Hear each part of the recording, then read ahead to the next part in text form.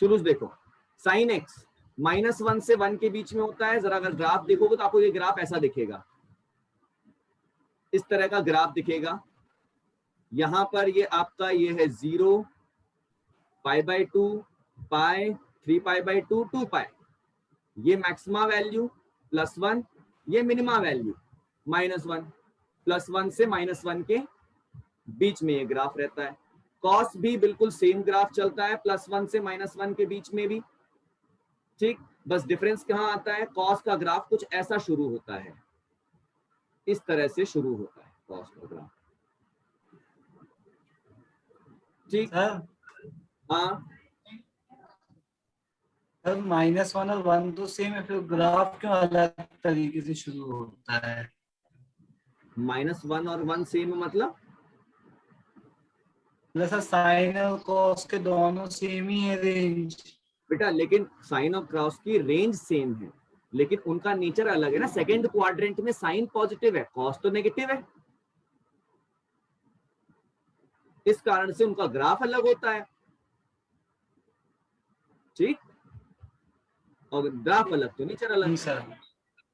अच्छा, अगला tan जो है वो होता है नेगेटिव इन्फिनिटी से पॉजिटिव इन्फिनिटी के लिए, और सिर्फ यहां पर डिफाइंड कहां नहीं होता है, π/2 के, और अरे यार ये n π/2 नहीं, 2n+1 π/2 होगा, 2n+1। अरे ऑड मल्टीपल भाई, इवन मल्टीपल में तो पाई बन जाएगा और पाई पे तो 0 हो जाएगा। तो ये odd multiples of π/2, odd multiples of π/2। अब जरा कॉसेक और सेक का ग्राफ देखो पहले, यहां मैं साइड कर रहा हूं, सबने यहां तक नोट किया, साइन कॉस टैन तक? टैन का ग्राफ जिसको नहीं पता है, टैन का ग्राफ ये y एक्सिस, ये x एक्सिस, ये इस तरह जाके इस तरह चला आता है। ये है π/2 और ये वाली वैल्यू है -π/2, यहाँ पे ये इंफिनिटी हो जाता है, ठीक। ये tan x का ग्राफ है। अब आते हैं cosec x के ग्राफ भी सारे बनाने हैं, बना लो रफ में, छोटा छोटा सा बना लो, थोड़ा सा मेहनत नहीं लगेगी समझने में। अब देखो बात आती है cosec x के ग्राफ की। देखो साइन का ग्राफ ऐसा बनता है, तो cosec का जो ग्राफ बनता है इसी की मिरर इमेज बन जाता है अपसाइड पे, मतलब ये इस तरह का बनेगा, ऐसा। ये ग्राफ मान लो जैसे ये 1 है, तो ये ग्राफ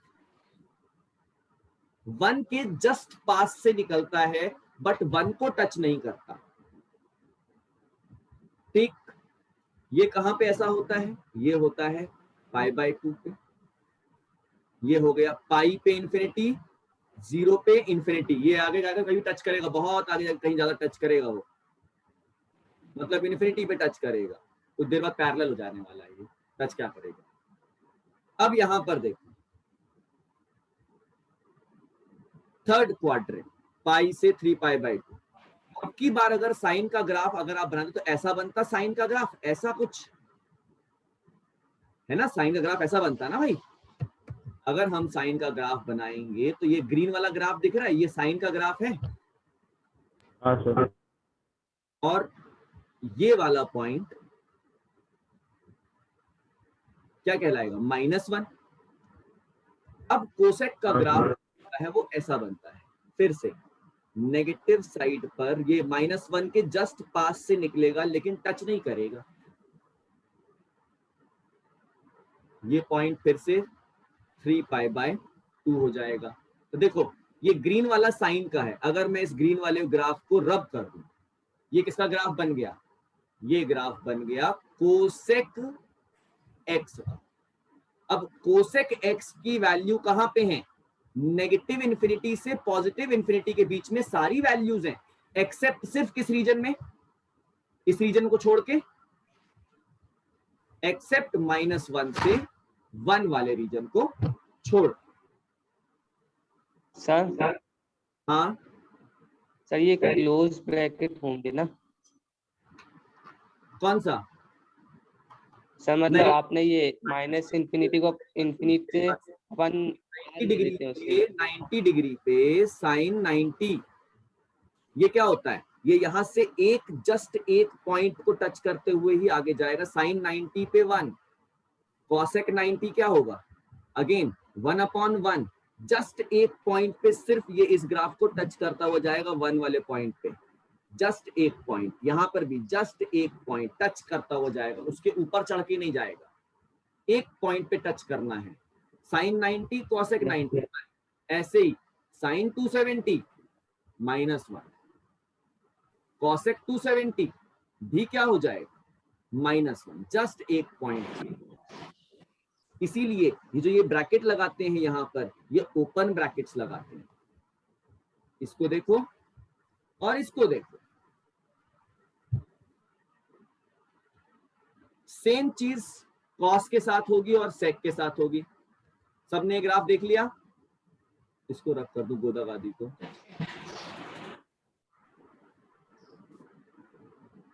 सबने ग्राफ देख लिया? हाँ। यहाँ पर लिखा है आर माइनस, मतलब रियल नंबर, नेगेटिव इन्फिनिटी से पॉजिटिव इन्फिनिटी, सारे रियल नंबर में से सिर्फ इसको हटा दो, -1 से 1 को हटा दो। अब ये डिफाइंड किसके लिए नहीं है, एन पाई के लिए डिफाइंड नहीं है, बिकॉज जैसे ही एन पाई होगा तो ये सब कुछ इन्फिनिटी हो जाएगा। हाँ केशव बोलो। सर ये ग्राफ कभी आते हैं लिखने को या किसी को प्रूव करने को? बेटा अपन ने ट्रिग्नोमेट्री में ना क्वेश्चंस भी किए थे जहां पे ग्राफ का यूज करना पड़ रहा था हमको कई जगह पर। तो ग्राफ ऐसा डायरेक्टली कभी नहीं आएगा, बट आप यूज कर सकते हो कई जगह पर इस graph to make things easy.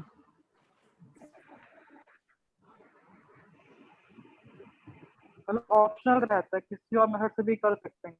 हाँ सही बात, ऐसा कह सकते। अब फिर से देखो सर एक बार ग्राफ दिखा दो सारे। ये लो ग्राफ कॉसेक एक्स का।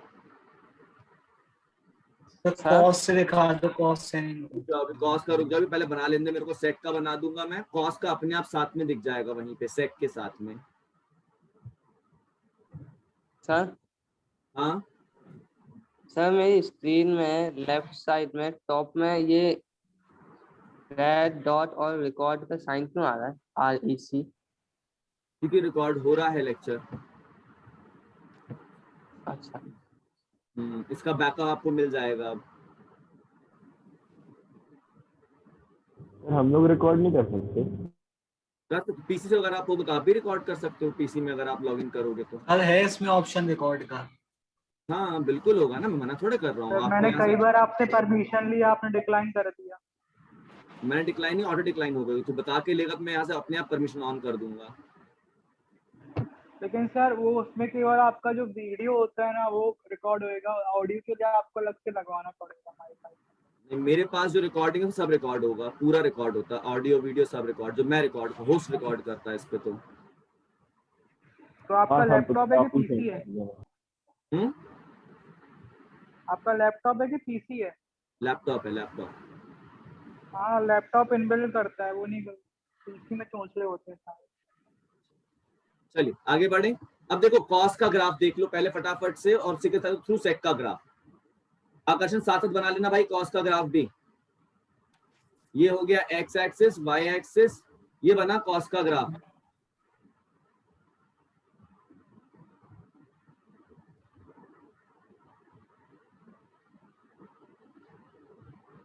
इसको ऐसे जोड़ दो यहाँ तक।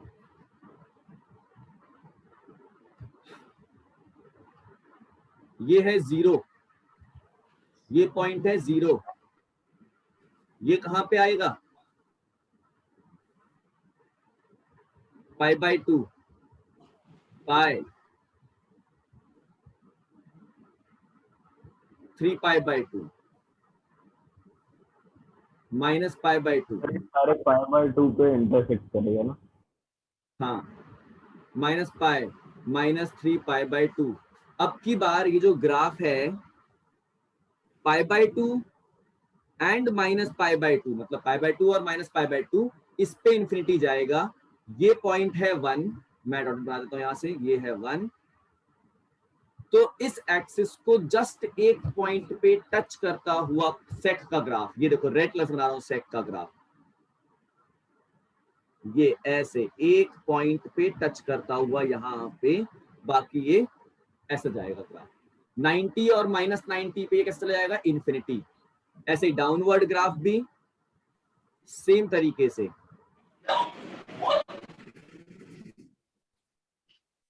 -1 सेम तरीके से ये डाउनवर्ड ग्राफ, ये देखो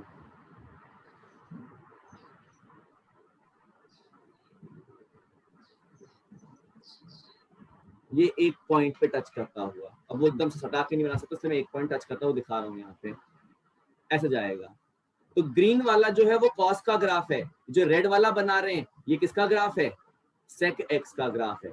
इसीलिए देखो नेगेटिव इन्फिनिटी से मतलब रियल से नंबर से आपने -1 से 1 हटा दिया है, बस कंडीशन क्या है, x जो है वो 2n+1 ऑड मल्टीपल ऑफ π/2 नहीं होना चाहिए, π/2 3 π/2, बिकॉज वहां पे ये ग्राफ इन्फिनिटी हो जाता है। ठीक, अब मैं ग्रीन वाले पार्ट को अगर रद्द कर दूंगा तुमको मिल जाएगा पूरा सेक एक्स का ग्राफ।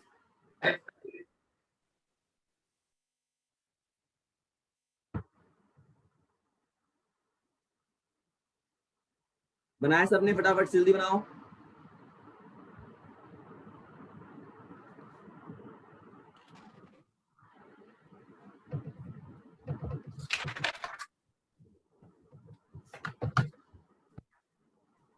बना लिया? यस एक सर। मिनट। जल्दी बनाओ।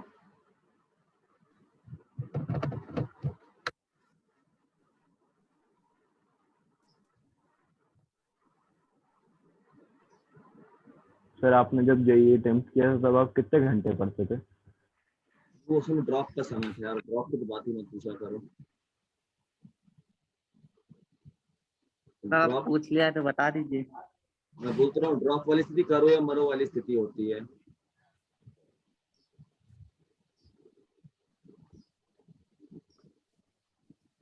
चलिए हो गया ये। हाँ सर। आओ अब देखते हैं कॉट का ग्राफ, टैन और कॉट ग्राफ फटाफट से कंपेयर कर लेंगे हम। देखो मैं दोनों अलग अलग बनाऊंगा, एक बनाने में कुछ भी बन जाए, चलो बना के दो यार, चलो देखो। याद है टैन जो है वो 90 पे इंफिनिटी होता है, ये वाला, ये देखो π/2 पे इंफिनिटी और -π/2 पे इंफिनिटी। अगला इंफिनिटी कहाँ आएगा, 3π/2 पे आएगा और -3π/2 पे आएगा अगला इंफिनिटी, है कि नहीं। अब ये तो व्हाइट वाला ग्राफ टैन का हुआ।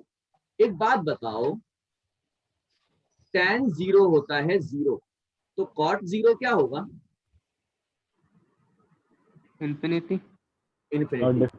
मतलब कॉट नॉट डिफाइंड कहां पे है, एन पाई पे नॉट डिफाइंड है क्या, इसका मतलब। और π/2 again, tan 90 degree is 1/0, cot 90 degree 0/1 यानी कि 0, मतलब ये देखो ये π/2 पे कॉट थीटा 0 हो जाना है। तो अब इसका ग्राफ थोड़ा सा उल्टा बनता है, थोड़ा सा अलग बनता है, 0 पे इंफिनिटी लेके जाना है हमको। तो अब इसका ग्राफ कैसा बनेगा, ये देखो ये 0 पे इंफिनिटी लेके गए हम, 90 पे 0 और पाई पे नेगेटिव इंफिनिटी।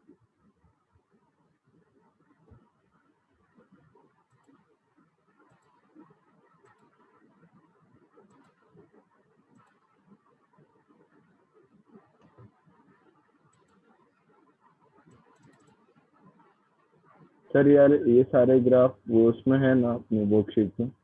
हाँ हाँ, हर जगह पर आपको मिलेंगे ये ग्राफ, तो रेडली अवेलेबल है सारे ग्राफ्स। अब समझ में आ गया सभी को क्यों हम ये इस तरह की रेंज ले रहे हैं, क्यों हम इस तरह के आपके वो चीज ले रहे हैं, क्या बोलते हैं, ग्राफ्स ले रहे हैं। सर एक ग्राफ में -π/2 है, यहाँ πh लिखा है आपने। -π/2 है, अरे वो लिखने में ऐसा हो गया, ये π/2 है।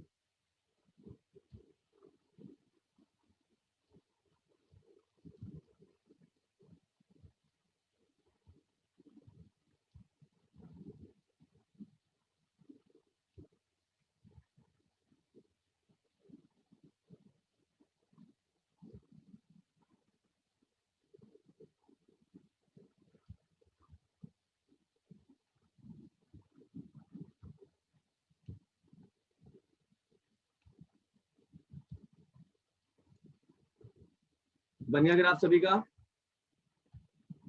हाँ सर।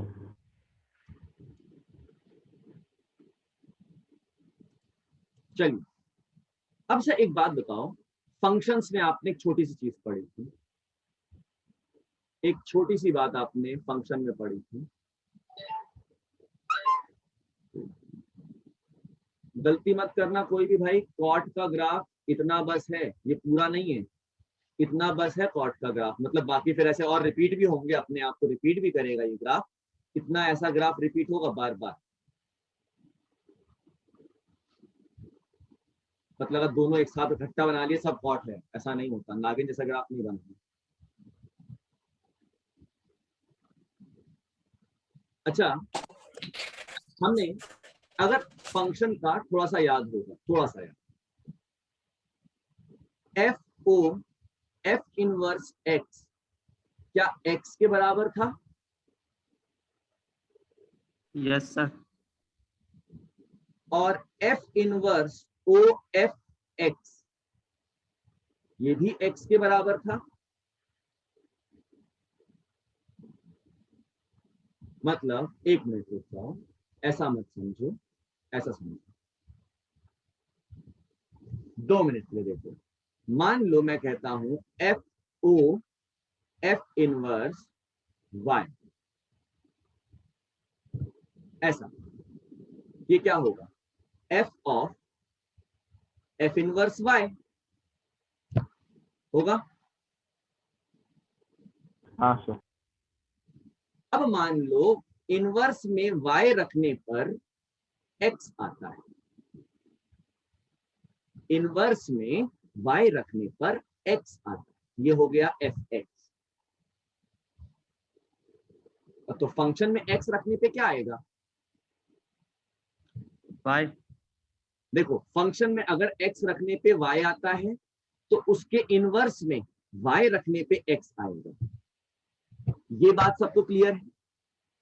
नहीं क्लियर है हाँ बोलो, नहीं क्लियर, मैं दोबारा बताऊंगा, कोई बात नहीं, फंक्शन का फंडा है। लेकिन ये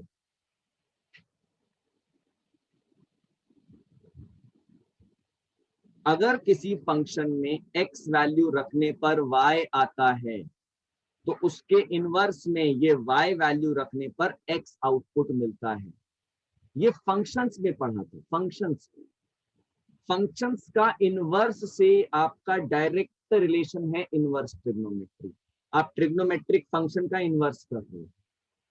कुल मिला f of f inverse y की वैल्यू x, ये हो गया f। अब ऐसे ही f inverse o f x दो, इसका मतलब f of f inverse x, x रखने पे हमें क्या मिलेगा इनवर्स में? मान लो y मिलता है, y रखने पे x और x रखने पे y मिलेगा, ये हो गया f ऑफ y। अच्छा, f ऑफ x की वैल्यू यहां से है y, और f ऑफ y रखने पे x।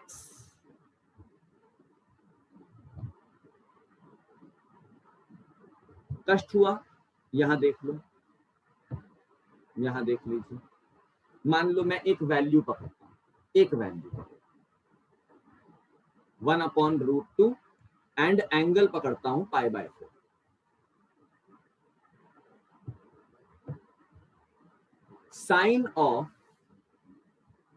साइन इनवर्स 1/√2, इसको समझो, साइन इनवर्स 1/2, साइन इनवर्स 1/√2 क्या होता है? π/4। π/4। देखो साइन इनवर्स 1/√2 मतलब साइन की वैल्यू 1/√2 किस एंगल के लिए आती है? साइन इनवर्स 1/√2, ये जो टर्म लिखी है इसका मतलब होता है साइन की वैल्यू 1/√2 किस एंगल के लिए आती है? π/4। और साइन π/4 फिर से क्या आ गया? 1/√2। ऐसे ही एक और चीज, sine inverse of sine π/4, again sine π/4 कितना होता है? 1/2। और साइन इनवर्स 1/√2 पाई बाय। इस जगह से मैं दिखाना क्या चाह रहा हूं, दिखाना ये चाह रहा हूं कि जहां से तुम शुरुआत करते हो एफओ एफ इनवर्स में, फाइनल रिजल्ट भी वही मिलता है। जहां से तुम शुरुआत करते हो एफ इनवर्स एफ में, फाइनल रिजल्ट भी वही मिलता है। या इनडायरेक्टली कहें तो साइन से साइन इनवर्स कैंसिल आउट हो गया। खैर ऐसा करना नहीं प्लीज, गलत होता है, सरासर गलत होता है, पर लेमैन्स लैंग्वेज में कह सकते हैं। मैं ये समझाना चाह रहा हूं, जैसा इनपुट वैसा ही output sine of sine inverse के लिए, ऐसे ही साइन इनवर्स ऑफ साइन के लिए जैसा इनपुट वैसा ही आउटपुट। हाँ अब बोलो क्या बोल रहे हो। समझ में नहीं आया। सर सर अगर अपन नीचे वाले में साइन इनवर्स π/4 रखते तो कहाँ पे साइन इनवर्स बेटा वैल्यूज के लिए होता है। साइन इनवर्स आपका -1 से 1 की वैल्यूज रखोगे आप वहां पे, तब आपको एंगल्स मिलेंगे। देखो सर हाँ सर मैं ये बोल रहा था, अभी आपने लेमेंस लैंग्वेज कुछ बोला था ना। लेमेंस भाषा मतलब ये कह सकते हो, आम भाषा में ये कह सकते हो साइन और साइन इनवर्स का इफेक्ट जो होता है वो कैंसिल हो जाता है नेट। ऐसे ही साइन इनवर्स ऑफ साइन मतलब फंक्शन और फंक्शन का इनवर्स अगर एक के कॉम्पोजिशन में होंगे तो ओवरऑल जो अंदर वाली वैल्यू है हमको वही वैल्यू आउटपुट में मिल जाएगी। ये कहने का मतलब है मेरा। यस लेकिन ऐसा काटना नहीं, कभी ऐसा ऐसा करके नहीं लिखना, कभी ऐसा ऐसा नहीं लिखना, गलत है, सरासर गलत। हाँ आकर्षण, अब तुम्हारी बात पे आते हैं। बेटा देख, साइन अपने अंदर एंगल्स लेता है और हमको वैल्यू देता है। इसका उल्टा साइन इनवर्स अपने अंदर वैल्यू लेता है और हमको रिजल्ट में बच्चों एंगल देता है। फंक्शन जब होता है उसका डोमेन, एंगल जो है वो साइन का क्या है, डोमेन, और वैल्यू क्या है, रेंज। अब रुचिर याद, जब अपन इनवर्स लेते हैं तो फंक्शन का डोमेन उसके इनवर्स का क्या बन जाता है, रेंज बन जाता है।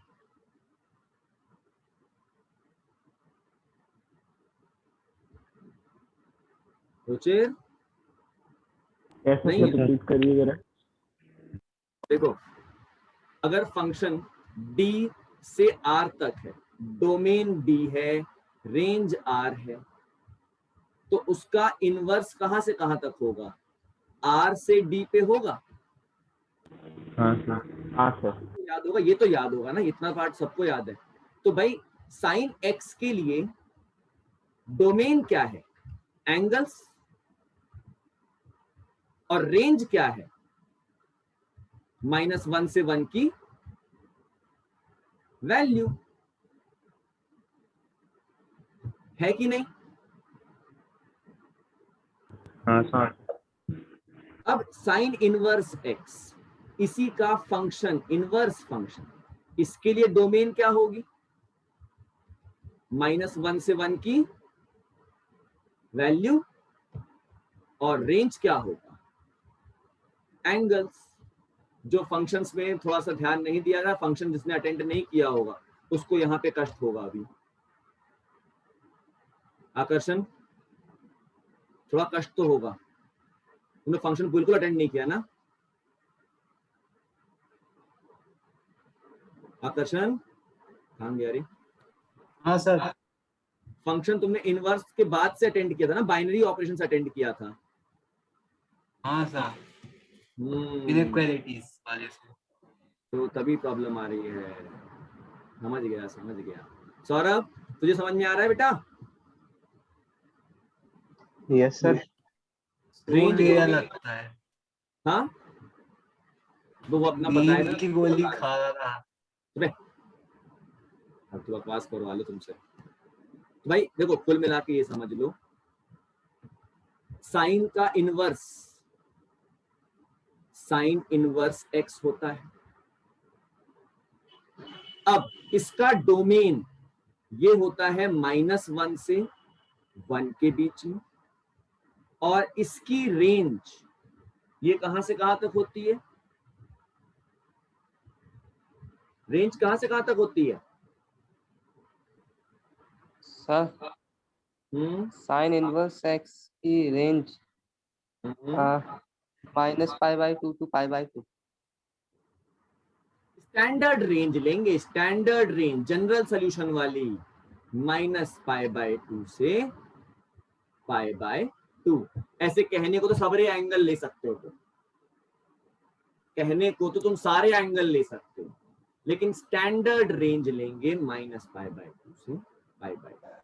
याद है अभी अपन ने जब पढ़ा था ट्रिग्नोमेट्रिक इक्वेशंस, उसमें स्टैंडर्ड हमने फॉर्मूले पढ़े थे, वहां साइन -π/2 से π/2 तक का स्टैंडर्ड सॉल्यूशन देता है। याद में आया थोड़ा थोड़ा? आकर्षण ये तो याद आया होगा? हाँ सर। ये तो याद सर है कि मेरी आवाज अच्छे से आ रही है ना? हाँ तुम्हारी आवाज ठीक आ रही है, बिल्कुल ठीक आ रही है। ऐसे ही cos इनवर्स x ये होता है इसकी डोमेन -1 से 1, और रेंज कहां से कहां तक हो जाएगी? 0 से पाई। स्टैंडर्ड 0 से पाई।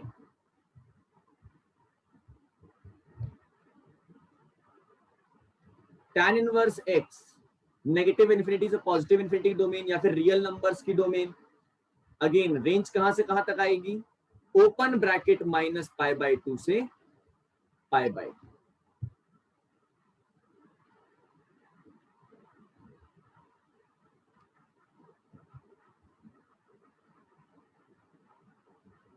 सर ये आर क्यों लिखा है?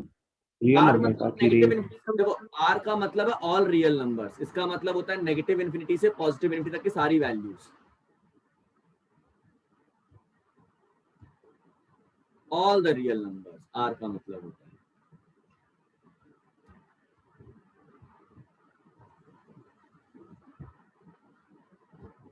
कोसेक इनवर्स एक्स, हाँ सर मैंने आपको एक चीज भेजी है, वो आप क्लास के बाद मुझे बता देंगे क्या? बता दूंगा।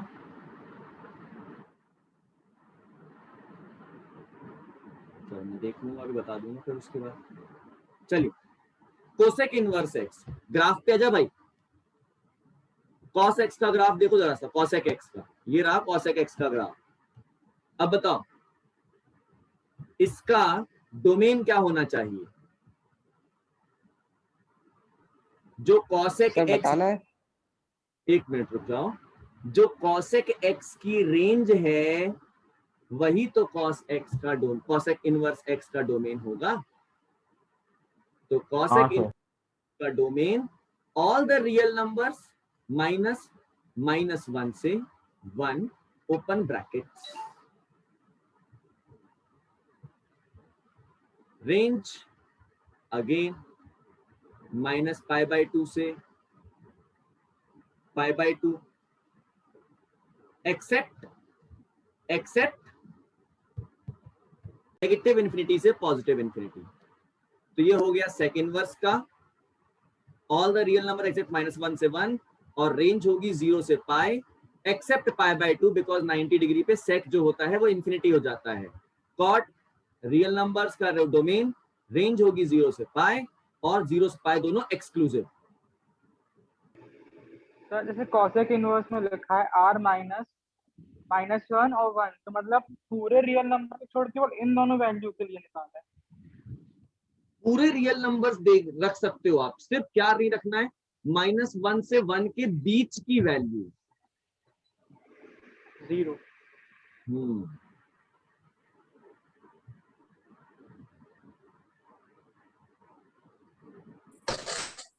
चलो समझना चालू करें।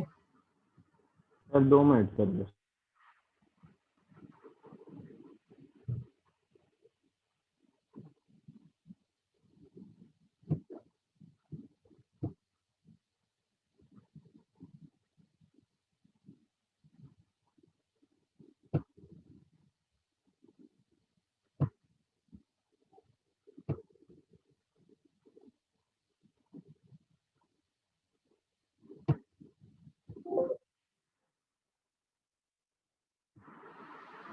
चलिए शुरू करते हैं। सबका हो गया ये ना?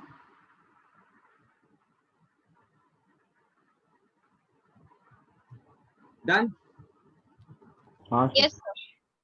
चल अब भाई देखो, अभी हमने 2 दिन पहले 3 दिन पहले 2 दिन क्या 4-5 दिन पहले पढ़ाया था मैंने आपको कि जैसे मान लो ये है sine x.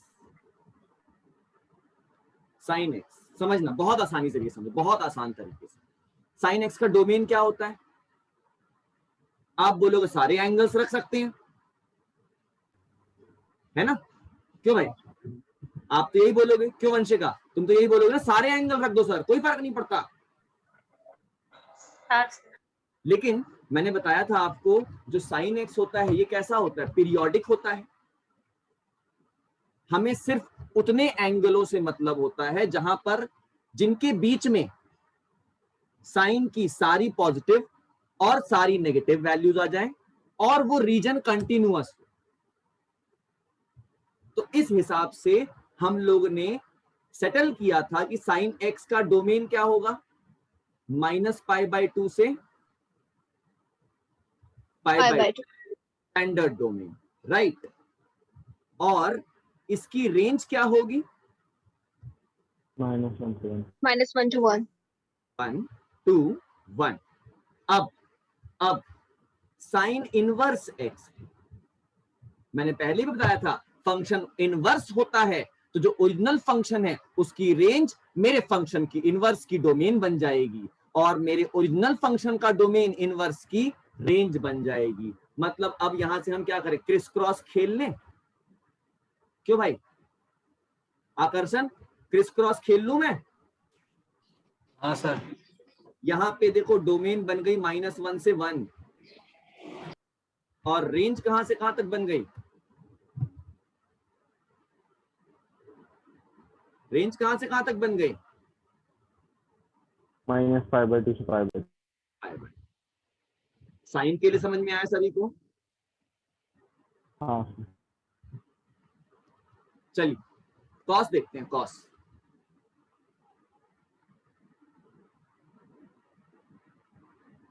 Cos x, again cos x का स्टैंडर्ड डोमेन हमने क्या सेट किया था?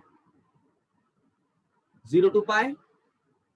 वंशिका 0 to π। और रेंज क्या थी? -1 से 1। थी कि नहीं थी? हाँ सर। चलिए आ जाते हैं कॉस इनवर्स एक्स पे। फिर से क्या खेलूं मैं? क्रिस क्रॉस खेल लूं? हाँ सर। कॉस इनवर्स एक्स की डोमेन -1 से 1, सीधा क्रिस क्रॉस खेलना है। ये इधर और ये इधर और ये हो गया 0 से π। किसी को यहां तक कोई दिक्कत? सही सर।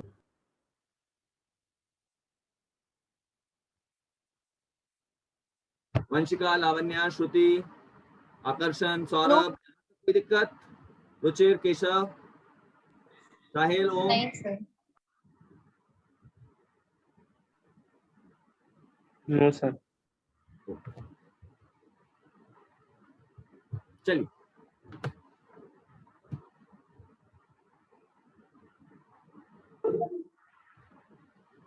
अब आ जाते हैं अपन tan x के लिए। tan x का डोमेन कहां से कहां तक था? ओपन ब्रैकेट्स -π/2 से π/2। ओपन ब्रैकेट्स क्यों रखे थे मैंने? रुचिर बताएगा। रुचिर ओपन ब्रैकेट क्यों रखे थे मैंने? -π/2 और π/2 को इंक्लूड नहीं करा। यस, -π/2 और π/2 पे tan इन्फिनिटी हो जाता है। और रेंज क्या थी इसकी? सारे real numbers.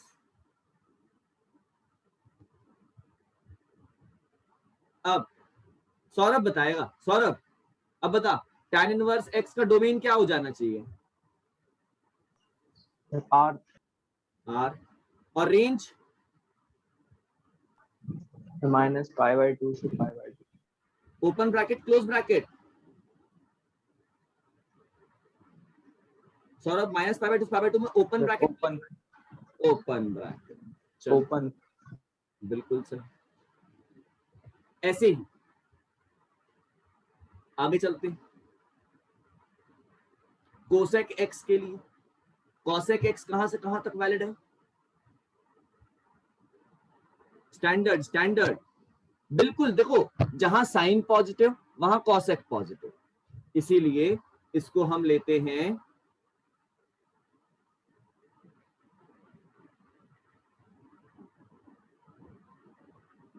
Minus pi by to से पाई बाय टू, एक्सेप्ट कौन सी value? 0 zero. Why zero? Except क्यों किया मैंने जीरो को? सर 0 पे नॉट डिफाइंड। Infinity आ जाएगा। हो जाता है। और रेंज क्या होती है कॉसेक एक्स की? Sir r minus open bracket -1 to 1। -1 to 1। हाँ आयुष कुछ बोल रहे थे, बोलो। सर मैं ये पूछ रहा हूँ, क्या कभी साइन और कॉस जो है वो नॉट डिफाइंड होगा? ना, कभी नहीं। साइन एक 100% कंप्लीटली डिफाइंड फंक्शन है और इंफिनिटी तक डिफाइंड है। वेव कॉसेक नॉट डिफाइंड होता है 0 पे। सर साइन और कॉस पूछ रहा हूँ, कॉस। वही तो बोल रहा हूँ, साइन और कॉस कभी भी ऐसा नहीं होगा कि नॉट डिफाइंड हो जाए, ये ऑलवेज डिफाइंड फंक्शंस हैं।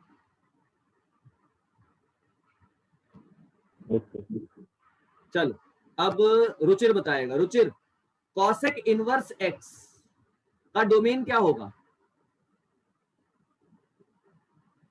r माइनस -1 से 1। और कॉसेक एक्स का रेंज क्या होगा? कॉसेक इनवर्स एक्स का -π/2 से π/2 -0 एक्सेप्ट 0 या फिर -0। अब सबको समझ में आया इस टेबल का लॉजिक? क्यों भाई, अब आने हाँ, लगा इस टेबल का लॉजिक।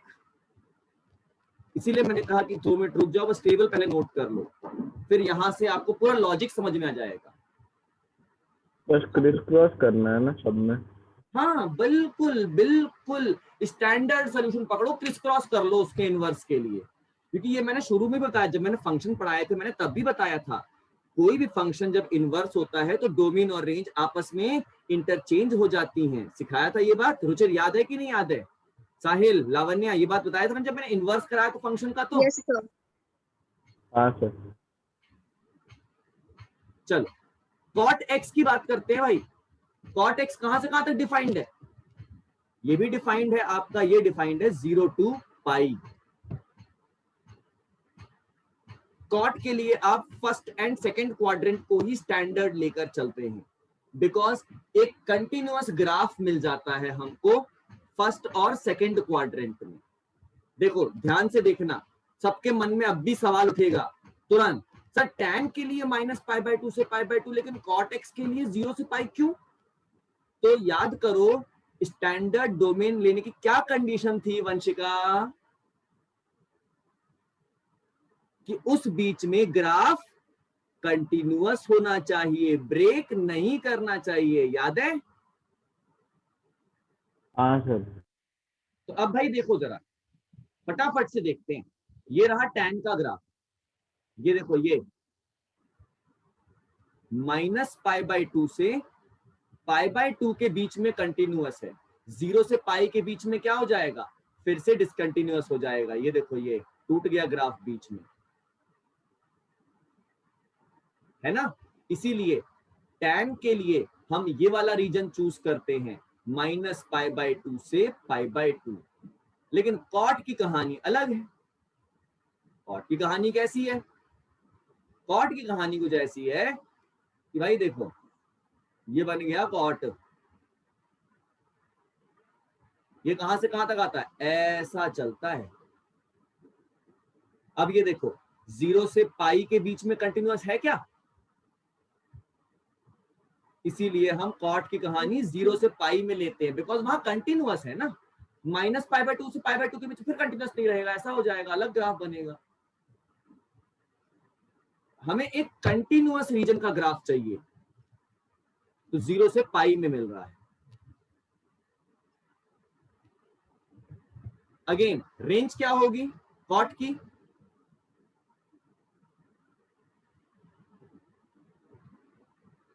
Real number.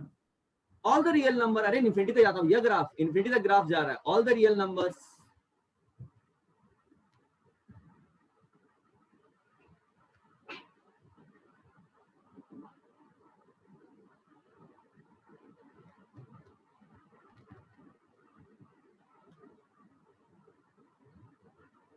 अरे अगेन अब यहां से बताओ मुझे, कॉट इनवर्स एक्स, इसका डोमेन क्या होना चाहिए? Just criss cross real numbers, range 0 से पाई।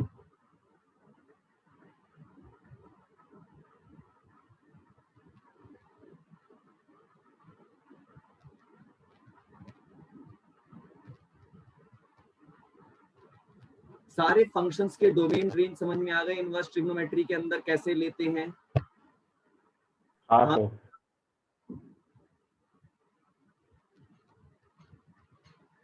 पक्का?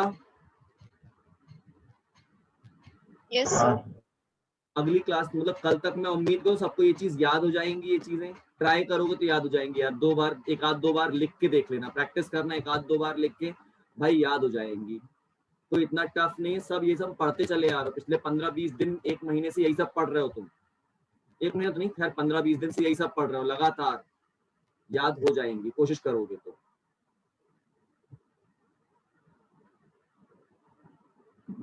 कल तक याद हो जाएंगी। आज इसलिए मैथ्स में कोई क्वेश्चन का होमवर्क नहीं है। पुराने पाप धो अपने पुराने हाँ सर। क्वेश्चन, और इसको याद करना है। लेकिन ये पूरा पता होना चाहिए कौन कब कहाँ कैसे डिफाइंड है, कौन कब कहाँ कैसे नॉट डिफाइंड है, ये बच्चों याद करना पड़ेगा।